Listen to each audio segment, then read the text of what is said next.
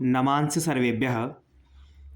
संस्कृत सुधा YouTube channel पर आप सभी दर्शकों का हार्दिक स्वागत एवं अभिनंदन है। प्रिय दर्शकों, आज आपके सम्मुख संस्कृत भाषा का एक अत्यंत महत्वपूर्ण प्रकरण है जिसका नाम है माहेश्वर सूत्र। आप सभी जानते हैं कि किसी भाषा को जानने के लिए उसके व्याकरण का जानना आवश्यक है और व्याकरण में भी सर्वप्रथम जो पहली सीढ़ी है वो उस भाषा की वर्णमाला होती है। चाहे संस्कृत भाषा हो, चाहे हिंदी भाषा हो अथवा अंग्रेजी भाषा हो, वर्णमाला उसकी रीढ़ कही जाती है। इसी प्रकार से संस्कृत भाषा में माहेश्वर सूत्र बहुत ही प्रचलित हैं।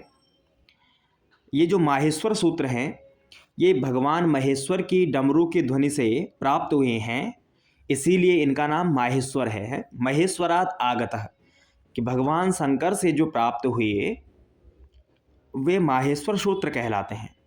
ये एक तरीके से संस्कृत की वर्णमाला है जिसमें संस्कृत भाषा में प्रयोग होने वाले वर्णों के विषय में आपको परिचय प्राप्त होगा। आइए प्रारंभ करते हैं। इस माहेश्वर सूत्र में अथवा वर्णमाला में 14 सूत्रों में इसको विभाजित किया गया। इन 14 सूत्रों से फिर महर्षि पाणिनि ने 42 प्रत्याहारों की रचना की। तो ये 14 जो सूत्र हैं इसमें स्वर वर्ण भी हैं और व्यंजन वर्ण भी हैं। तो आइए प्रारंभ करते हैं। पहला है आई उण, दूसरा री लृक, ए ओंग, आई आउच। तो ये ए आ से लेकर के च तक जो अक्षर हैं ये कहलाते हैं स्वर वर्ण, है ना।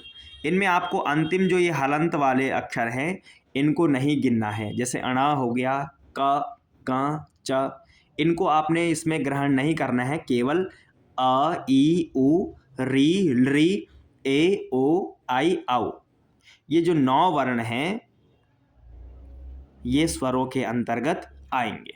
आगे अब यहाँ ह से लेकर के अंतिम जो हल का ह है, हल में जो ल है, यहाँ तक व्यंजन वर्ण गिने जाएंगे।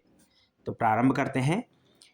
हय वरट लण यम गण नम झभय घड़धश जब गड़दश ख फ छ ठ थ चट तव कपय श श सर हल इति माहेश्वराणि सूत्राणि।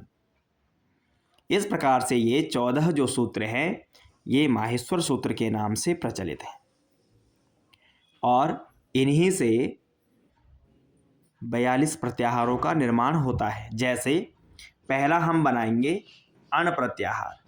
तो अण में कौन कौन आएंगे?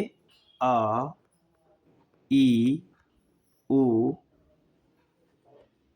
ये तीनों वर्ण अण में आ जाएंगे। इसी प्रकार से छात्रों, प्रिय दर्शकों, प्रत्याहार का निर्माण होता है। और क्योंकि ये इसलिए प्रत्याहार बनाए जाते हैं कि संक्षिप्त करने के लिए, किसी ग्रंथ में अधिक विस्तार ना हो पाए, बार बार अक्षरों को ना गिनाना पड़े, इसके लिए प्रत्याहार का निर्माण किया गया कि अण कहने से इतने अक्षरों का बोध हो जाएगा, है ना। हल कहा तो बार बार ह से ल तक के अक्षरों को ना गिना जाए। हल करने से इसके अंतर्गत जितने वर्ण हैं इन सब का बोध हो जाए। तो इस प्रकार से आपके सम्मुख यह संस्कृत की वर्णमाला थी। इसको समझना अत्यंत आवश्यक है संस्कृत भाषा में गति के लिए।